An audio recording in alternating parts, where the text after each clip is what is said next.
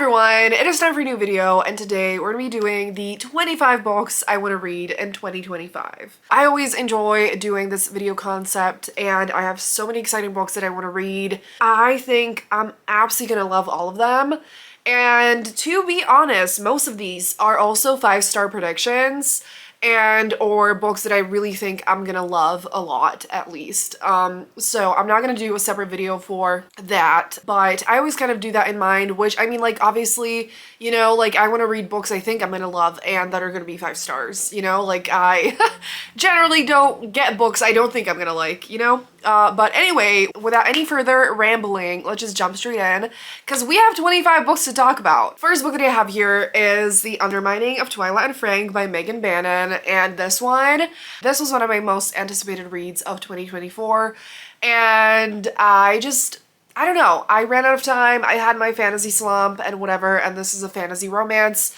But to be honest, I'm really happy that I get to read this book for the first time this year, because I reread the first book in the series in 2024, had the best time of my life, and now I can read this one, and there's gonna be a third book that I think hopefully is coming out this year as well, and so I'm gonna read them both, and it's gonna be the best time ever. And I'm not going to go into details about the plots of the books because, again, we have a lot to talk about. This one has dragons in it. And again, I loved the first one. It is super cozy and fun and beautiful and everything I could imagine.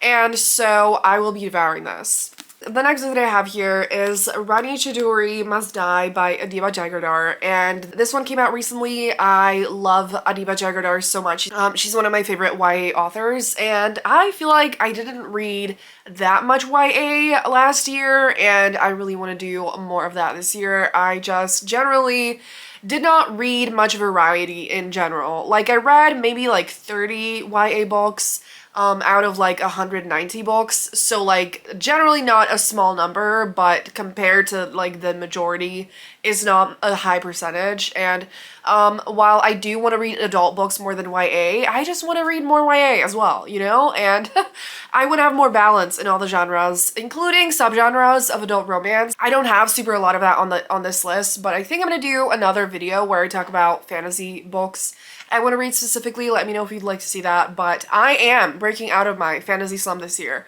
but I'm getting ahead of myself. This is contemporary, and I just cannot wait for this. This is like Rivals to Lovers, and I know this is gonna be super fun, addicting, super quick to read, and I cannot wait. Then I have Daydream by Hannah Grace, and I have these beautiful sprayed edges. And I liked the first book in the series, really liked the second book in the series, and I hope that I'm gonna love the third book, being this one.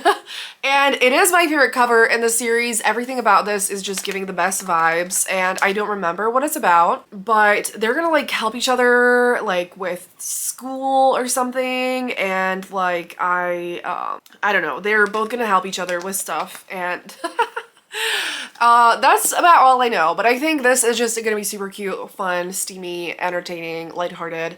And yeah, so I will be reading that. The next one that I have here is one I spontaneously bought on sale like last week, and I am really excited about it.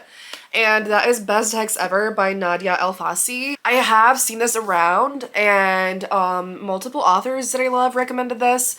And I'm gonna put the US cover on the screen because it's completely different to this. But I think this is, hold on, cozy, spicy, and spellbinding fantasy romance. US cover honestly gave me like paranormal romance vibes, so I thought that's what it was. But I am a little bit confused. So I think it is a paranormal romance because the first thing I see is that the heroine is a witch and the hero is a museum curator recently back in London. So it looks cute, it looks fun, and I do want to read more paranormal romance as well, so that will be happening. The next one is also a recent purchase, which is The Next Best Fling by Gabriela Gomez, and this is first of all, gorgeous. Second of all, sounds really fun. And I did actually start this. I read 36 pages and I was already really enjoying it. And I think that this is going to be a super fun romance, and basically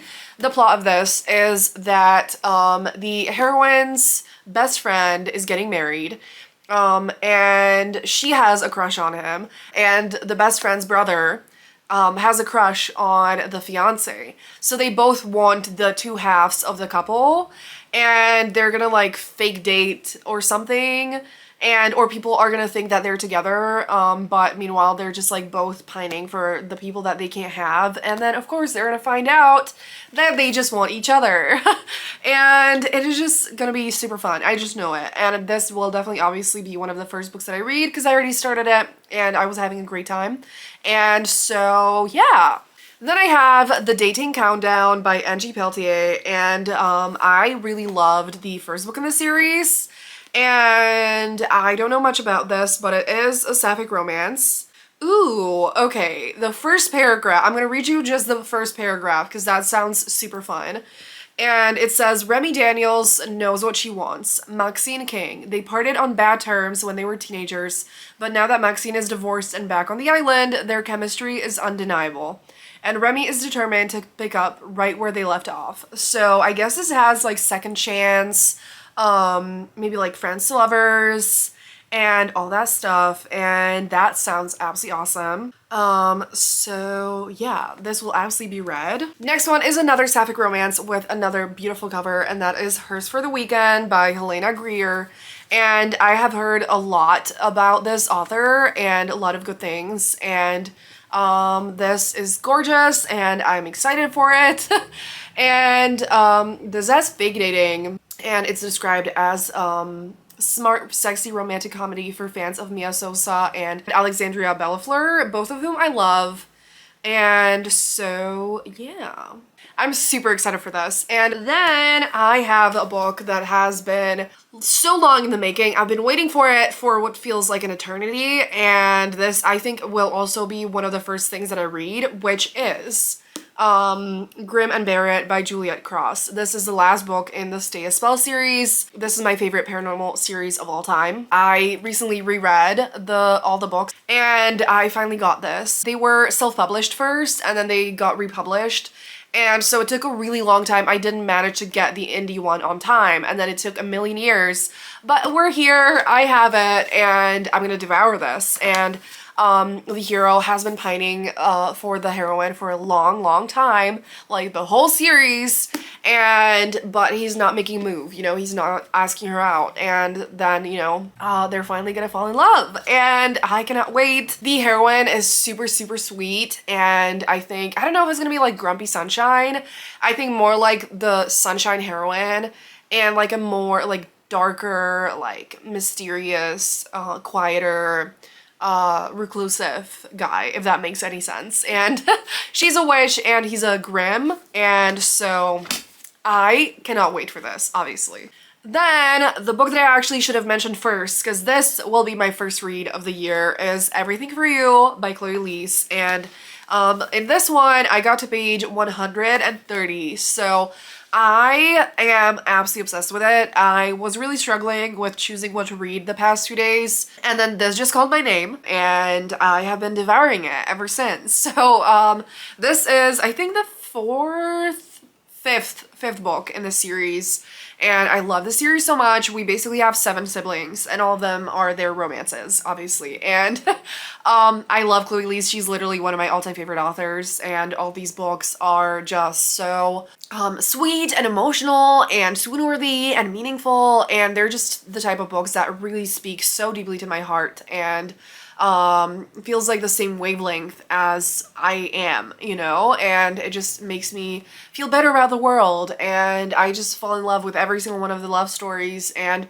it is just the most special thing. And so I have been procrastinating a little bit on reading this series, and I just like don't want to procrastinate anymore, you know, because I wanted to make it last, but like, come on. I want to read it, and I can always read it again, you know, mind-blowing concept. I always forget about that, and so it's getting read. We have Grumpy Sunshine, we have teammates, sports romance, they play soccer, they're told that they're gonna be co-captains at the beginning of the book, but they hate each other, ish, and so they can't, you know, they're struggling a lot, and then the coach is obviously like if you guys can't get along, you're not going to be captains anymore.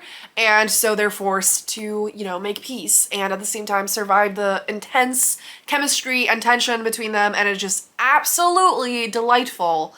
And it's perfection. So this will be getting devoured today and tomorrow. And I could not be happier. Obviously also I could absolutely include, you know, like the last two books in this series are also completely included in the 2025 reads. I'm just not going to mention them by name because I wanted to leave space for the other things, but it's absolutely happening. So the next book is The Ornithologist's Field Guide to Love by India Halton. I recently bought this, but I've been dying to read India Halton's books for 1,000 years, and I have her other series. I think it's just 3 books and I have the 3 books, unless it's more, but I have those, and I've been just dying to read them ever since they came out, and I haven't for some reason. And this is a different series though, and this cover is just so magical and beautiful. And it's rebels to lovers. They're both on a hunt for some like magical bird. And I just can't wait to see, you know, what it's like. And I think it's gonna be magical and cozy and beautiful and romantic. And I think I'm absolutely gonna love it. So I need to just finally get to it. And then I'm gonna devour all the other books that I have by India Halton. The next one is Whiskey Business by Elliot Fletcher, which is another adorable cover. And this one, I have plans for a very fun video. And it's Grumpy Sunshine. And I think, oh yeah, the heroine is an actress and she returns to her Scottish hometown. And she's gonna fall in love with a distiller.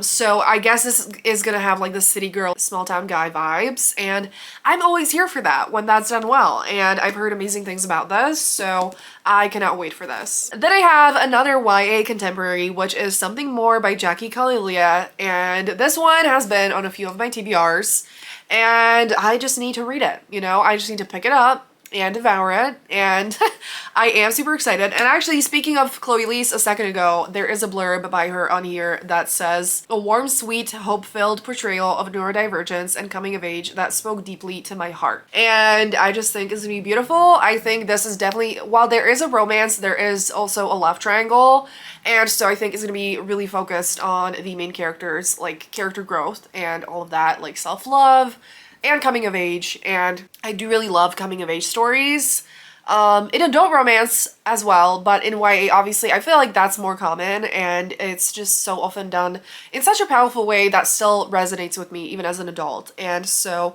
I cannot wait for this. Then I have a historical romance, which is Isabel and the Rogue by Liana de la Rosa, and this one I partially got for the cover, partially got because I've heard a lot of people recommend the series and it looks adorable. And actually, something that I saw the author, I think India Halton, I think either it was Liana de la Rosa or India Halton post about, is that the book that the heroine is holding here looks a lot like this book, and so I'm just like, I need to read those, you know, together, because it absolutely does look like that, and maybe it's a coincidence, but maybe not. And so I don't know, that's like a little fun detail that I think just makes it even more exciting. This is supposed to be like a very adventurous historical romance.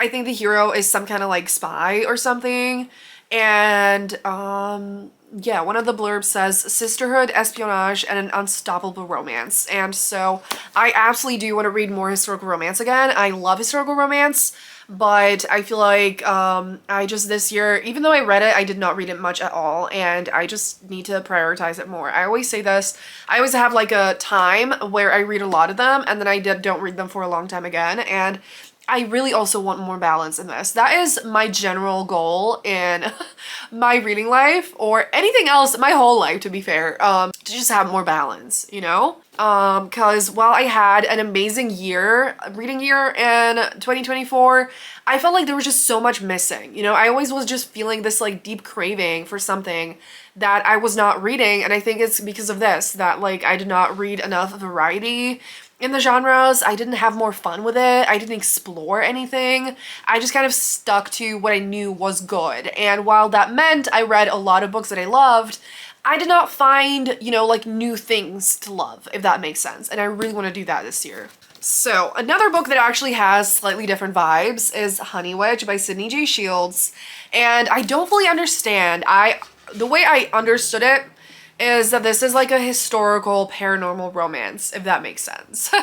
That it's like a historical romance, but with some magic, but it doesn't feel like a fantasy romance. I'm a little bit confused about it, so don't take me completely, you know. So first line is, the honey witch is cursed to never find true love, but when she meets a woman who doesn't believe in magic, she dares to hope for more. So one of them has magic, one of them doesn't believe in magic, and it is a sapphic romance, and it's supposed to be super cozy, magical, beautiful, and I cannot wait for this. I really feel like I'm gonna love it, and so I just need to finally pick it up. The next one is another historical romance, and that one is The Hellion and the Hero by Emily Sullivan. And I read one book by Emily Sullivan that I absolutely loved, maybe at this point like 2 or 3 years ago, and there's been many books since that came out, and one that actually came out like last month that I'm dying for, but before getting that one, I need to read what I already have. First line here is, they chose duty over love, but fate's handing them a second chance. Ooh, yeah, so this is gonna be second chance. And she once broke his heart and now she needs his help. So sounds amazing and I cannot wait. Then I have a book that I also mentioned as one, as something that I wanted to read in 2024. It didn't happen, but it's gonna happen now, and that is The Other Side of Disappearing by Kate Clayborn. I fell in love with Kate Clayborn's books. Maybe it was actually 2023, I'm not entirely sure, but I have read her like recent releases except for this one, but I really want to go through her whole backlist this year because she has quite a few books and I've loved every single one that I've read so far, and this is the newest one though, and I actually need to check if she has another one coming out in 2025. But this, I just know, is gonna be beautiful and emotional, and I think the reason why I've been procrastinating on this is that there's like a little bit of a mystery in this, that she basically goes on this road trip to like find out what happened to not sure, her mom or someone. And so the two main characters like work together on this mystery, and I generally do not like mystery, but again, I want to explore, I want to see new things, and who's better at, you know, introducing me to new concepts and vibes and situations than an author that I already love, and I know that her books are incredible, you know? So I will be reading this. Speaking of authors that I absolutely love, I desperately need to read This Could Be Us by Kennedy Ryan. I always say this, I need to always space out books by Kennedy Ryan a little bit because they make me so overwhelmed with emotion that I can't handle, you know, the books back to back or even like within 1 month. But I really need to work on that because this is her most recent release. However, the new book is coming out this year as well, so there'll be another one. And I do also have a lot of books in Kennedy Ryan's backlist that I still need to read, and I don't want to hold back anymore. You know, I just need to let myself feel all the human emotions that Kennedy Ryan evokes in her readers. And she is just one of the most powerful authors that I've ever read from. And I think her romances are just so incredibly powerful in so many ways. And they're just so special and meaningful, and like both in the romance itself and in like the individual character developments, and you know, like the journeys, the internal and external journeys of the characters are absolutely everything, and just so raw, so powerful, so intense in the best ways imaginable. And so I just need to read it. I need to devour this and every other book that Kennedy Ryan's ever written. And to be honest, there's also multiple books that I desperately want to reread by her, and so that is another goal for the year. So speaking of authors that make me feel a lot of raw emotions, I just really want to read Something Wild and Wonderful by Anita Kelly.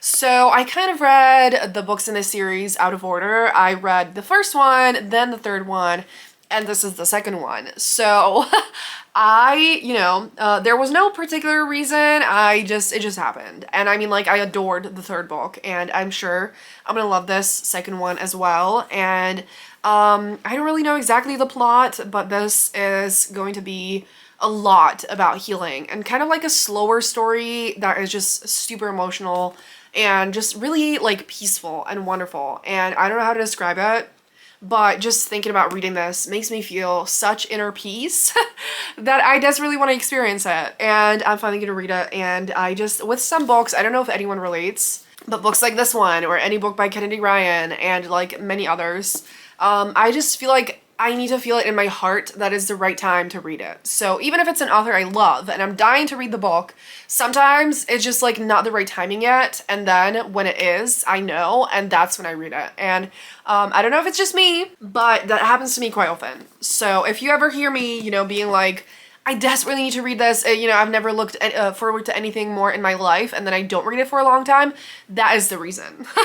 Another reason also is just because I don't want it to be over before it even begins, which is a concept that I don't like anymore. So anyways, last physical book that I have here is When I Think of You by Maya Ariel, and this is a new to me author that I'm super excited to read from. It's some kind of like celebrity romance. It has to do with films. I'm not sure if they're actors, directors, whatever. But I love books that have to do with making movies in any form. Actors are my favorite, to be honest, but anything else works. It's just like I have, honestly, growing up, I have always loved movies.